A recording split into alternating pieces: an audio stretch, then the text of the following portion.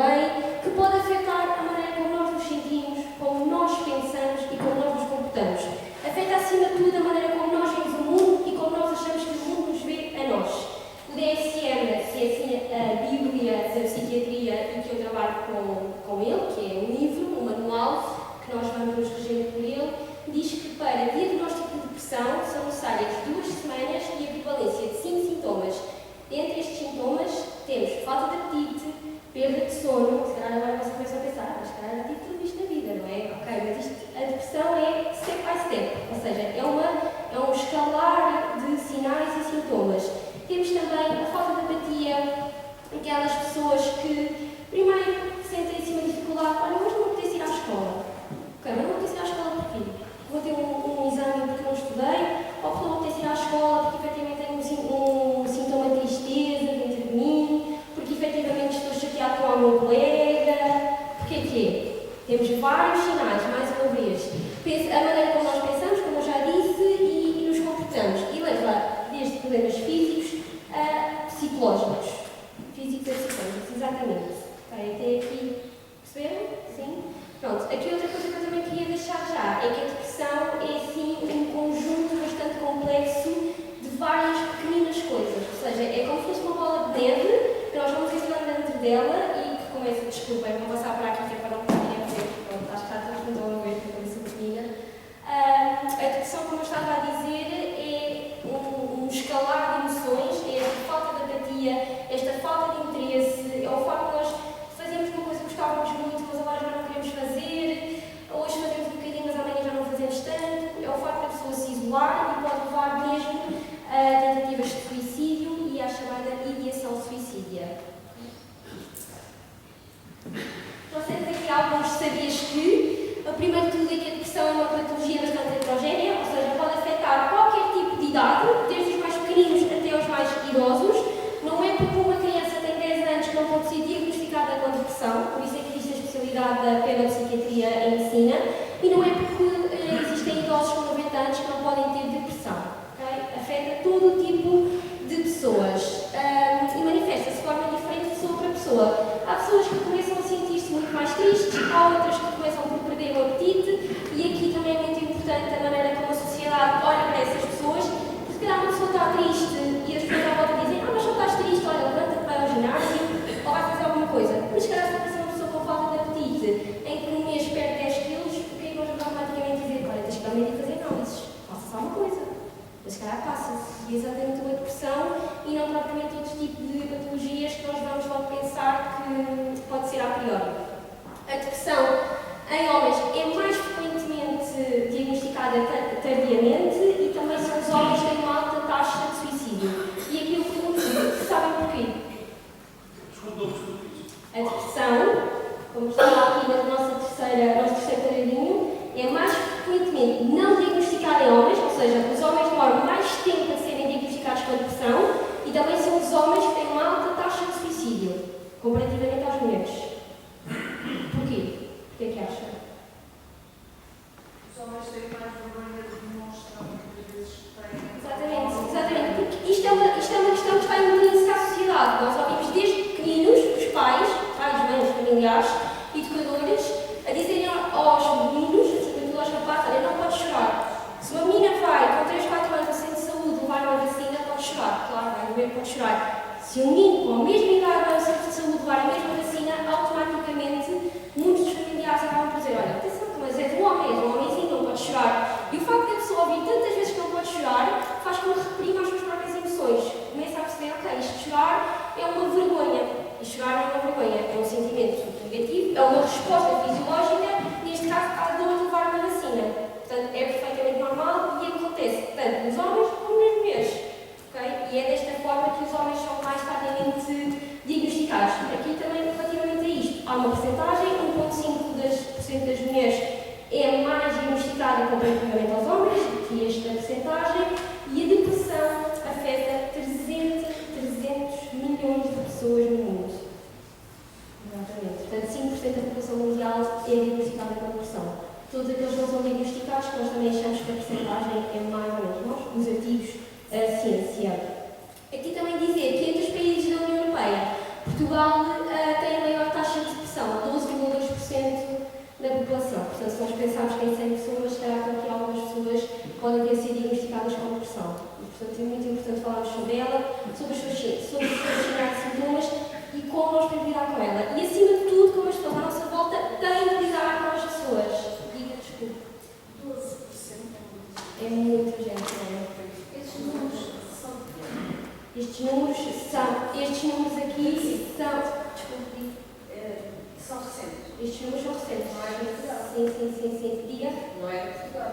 Não é O país com a maior taxa de incidência de depressão.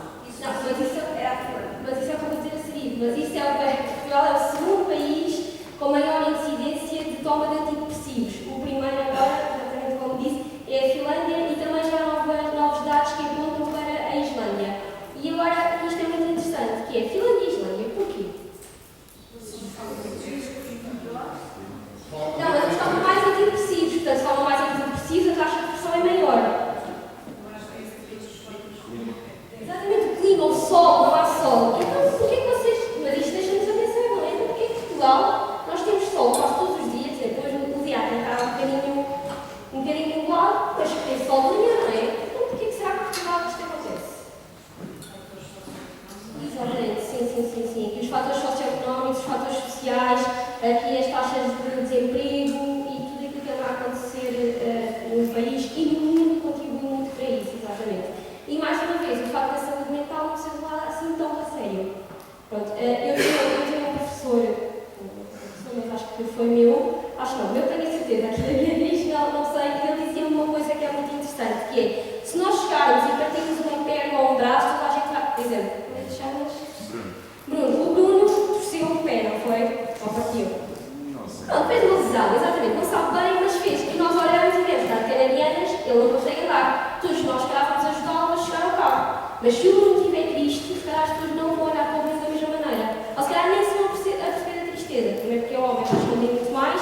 E segundo que as pessoas tendencialmente desvalorizam esses sentimentos das outras pessoas.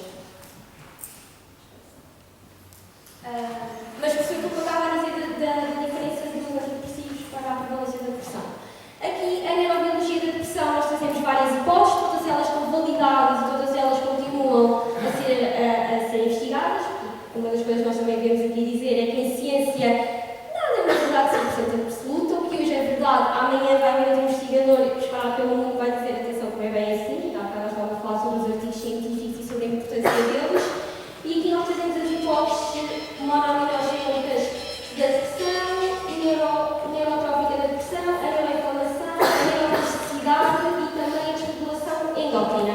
E vocês perguntam aqui da biologia, não sei o que é isto. Isto não é nada mais, nada menos do que uma desregulação bioquímica a nível da neurologia. Ou seja, o que acontece aqui é que o nosso corpo precisa de um balanço, como eu estava a dizer.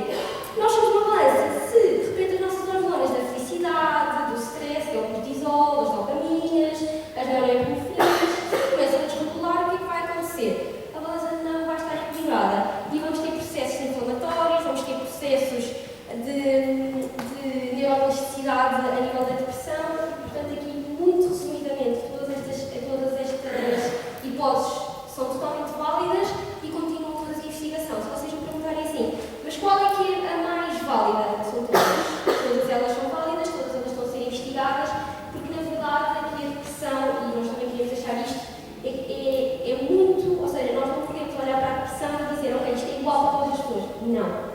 As pessoas todas têm sinais e sintomas diferentes, logo a bioquímica das pessoas e a neuroquímica das pessoas vai ser totalmente diferente. Por isso é que existem tantas hipóteses.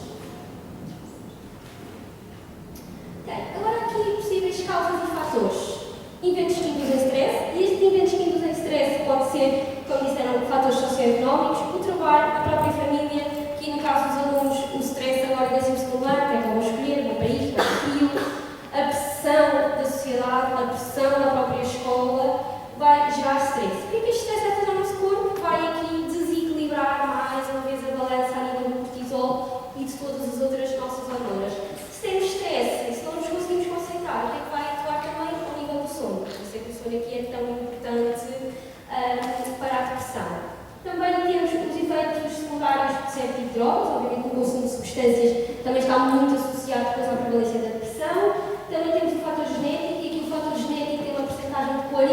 Portanto, famílias que já têm uma preponderância para depressão, para ideação suicida, aqui temos 40%, mas mais uma vez a depressão parte muito de nós próprios e da maneira como nós vemos o mundo e da maneira como nós queremos estar perante o mundo. E depois também temos o efeito secundário de outros tipos de patologias, como por exemplo o infarto, e aqui tem muito a ver, mais uma vez, como é que nós reagimos àquilo que nos acontece. E isto aqui é muito importante. Até aqui, tudo bem? Sim? Perfeito. Relativamente aos tratamentos, também mais uma vez existem imensos tratamentos. Aqui estamos a falar dos farmacológicos e a seguir vou falar dos não farmacológicos. Nos farmacológicos, todos eles são aceitos, menos a cetamina que ainda não está muito aprovada em Portugal, é mais a nível dos Estados Unidos, e o mais utilizado é a inibição da captação de serotonina e norepinefrina. Ou seja, o que é que eles aqui vão fazer? Vão fazer com que o nosso corpo tenha então este equilíbrio, e por isso é que o mais utilizado é o terceiro, o primeiro e o segundo atuam também a nível do cortisol e de outras hormonas, mas não são assim tão utilizados.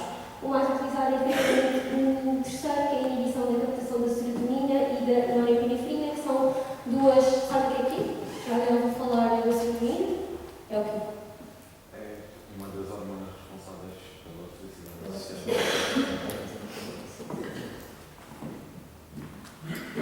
Relativamente aos tratamentos não farmacológicos, e aqui entra a minha área de intervenção, temos a estimulação do nervo vago, aqui também puxando aquilo que a Ruth disse, temos a terapia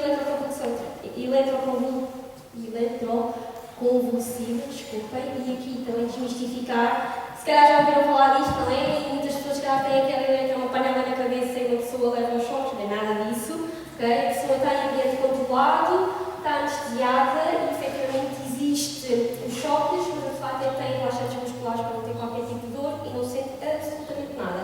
No entanto, esta técnica também tem, ou seja, não pode ser utilizada em todo o tipo de patologias, não é? Porque dentro da depressão existem vários tipos de várias escalas e não tem que ser bem estudada.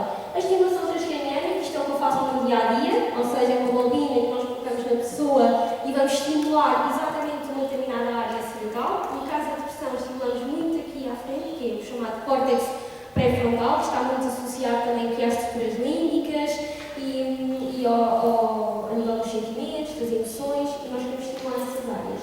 Depois temos também a estimulação cerebral profunda, ou seja, é com elétrons no escalpo, e temos as modalidades não invasivas, como a psicoterapia, o exercício físico e aqui, mais uma vez, ou seja, a depressão é tratada com uma combinação de fatores farmacológicos e não farmacológicos.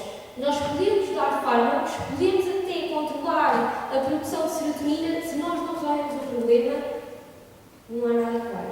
Portanto, é muito importante aqui estas duas combinações de terapias. Normalmente a farmacológica, depois uma estimulação transcraniana ou a eletroconvulsoterapia e também a psicoterapia e uma coisa fundamental, o exercício físico. Por tal e qual como eu disse inicialmente, a depressão é uma bola de neve, também o tratamento é uma bola de neve. Nós começamos da parte mais básica, que é adequar o exercício físico, o sono, a alimentação, a psicologia, depois podemos passar para a parte farmacológica e a seguir passamos para todos os outros métodos não farmacológicos, sendo que uns são mais invasivos do que outros.